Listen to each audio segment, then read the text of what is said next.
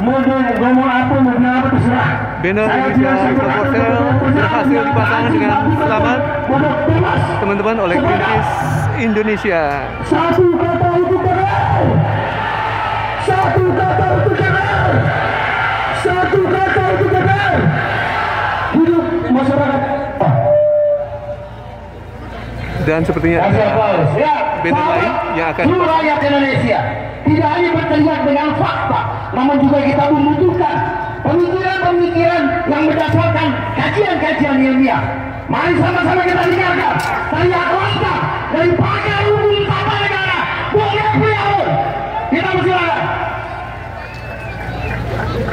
Orasi lainnya di panggung komando ada Bapak Refli Harun.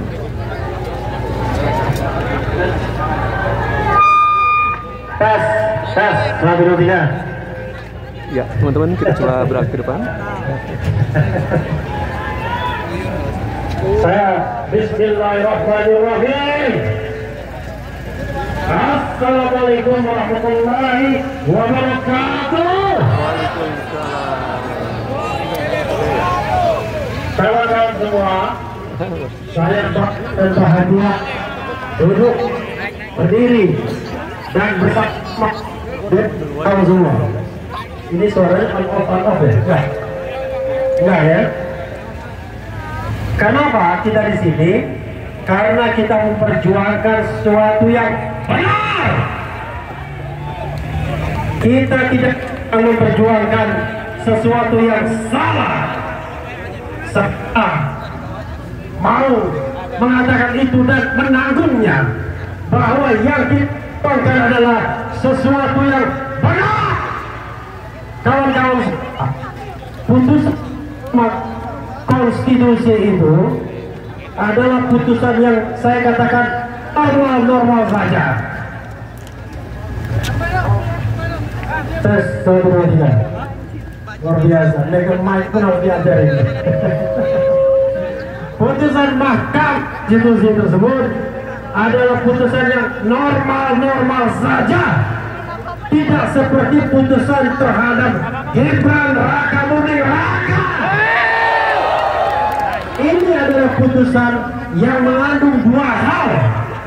Satu, kepastian hukum, dan yang kedua, demokratisasi. Kenapa saya katakan kepastian hukum? Kalau kita lihat misalnya soal usia yang diputuskan oleh Mahkamah Konstitusi, gara-gara putusan Mahkamah Agung, barang yang sudah jelas, cetok welo-welo, dibuat tidak jelas oleh Mahkamah Agung, dibuat tidak jelas oleh Mahkamah Agung.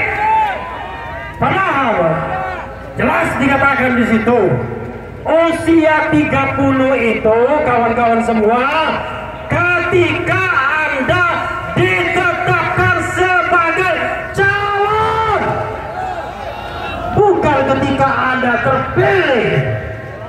Jangan mentang-mentang Kaisang Pangarep lahir pada tanggal 25 Desember dan nanti baru 30 tahun 25 Desember nanti semua aturan regulasi disesuaikan dengan kehendak istana. Sama seperti kakaknya, masih 36 tahun dipaksakan untuk menjadi wakil presiden. Jadi kawan-kawan semua, kita tidak bisa berdiam diri untuk sesuatu yang benar. Karena itu saya ingin mengatakan, saya komando ya, 3 kali. Lawan! Lawan! Lawan! Itu putusan yang terkait dengan Kaisang. Jadi, putuskan Mahkamah sudah benar. Yang sunturnya itu adalah putusan Mahkamah Agung yang diikuti oleh bapak-bapak yang tidak paham di dalam. Saya bingung, mereka bodoh, tidak paham atau pura-pura tidak paham. Yang jelas, mereka sudah kita menjadi gaji kita, bukan berbuat bagi rakyat, bukan memutuskan sesuai dengan konstitusi, tapi justru mereka berkonspirasi.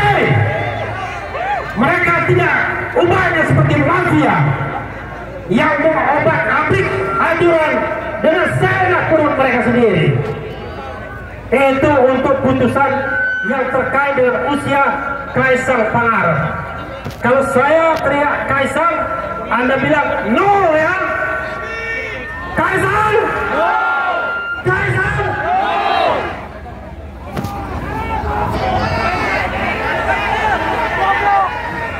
Saya pikir yang lebih gawat lagi daripada no ya? No itu sudah cukup. Yang kedua, saya ingin sharing kawan-kawan semua putusan Mahkamah Konstitusi yang terkait dengan persentase untuk mencalonkan. Saya juga tidak paham paper politik ini. Mereka bodoh, tidak mengerti, atau takut miskin, atau takut tidak berkuasa.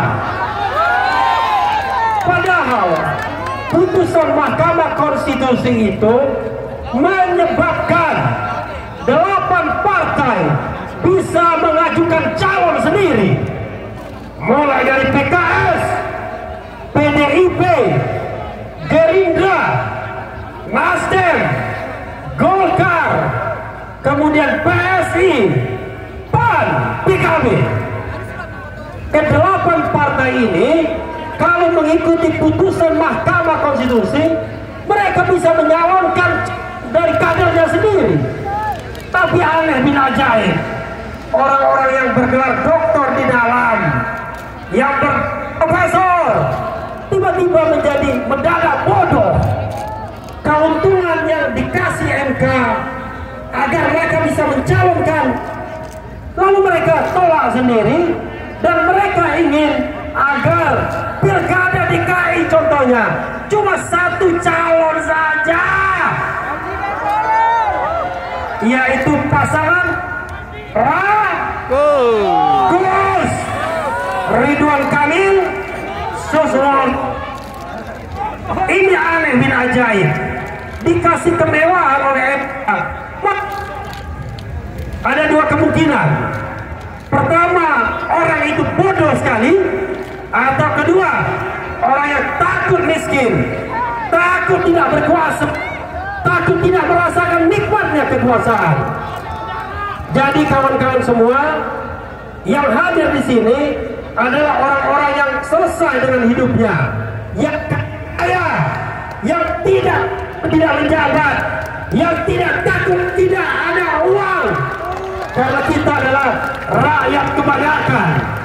Kita jalan-jalan, kita hidup di skop, sudah biasa. Kita tidak menikmati kursi-kursi empuk kekuasaan, tidak menikmati uang yang banyak, tetapi kita punya hati nurani melawan mereka yang mau mengkhianati negara ini.